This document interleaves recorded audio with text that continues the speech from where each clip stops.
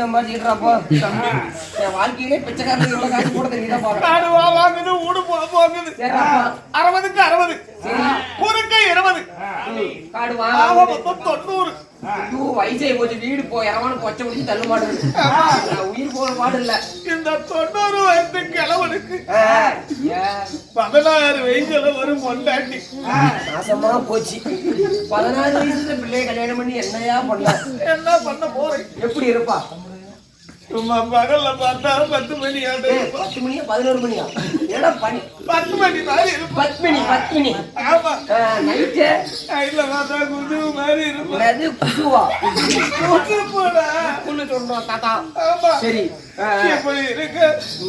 சொந்த பந்தம் விட்டு போக கூடாதுன்னு எனக்கு சொந்தத்திலேயே ஆமா குடிச்சிட்டாங்க.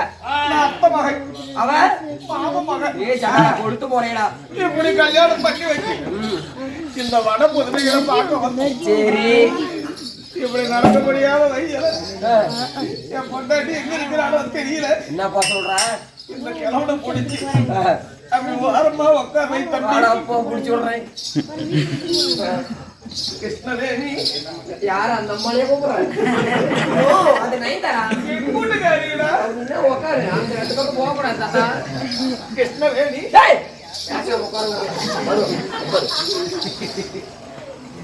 கிருஷ்ணவேணி மறுபடா கிருஷ்ணவேணி ஊட்டிட்டு தான் வரும். ஓட்டுங்க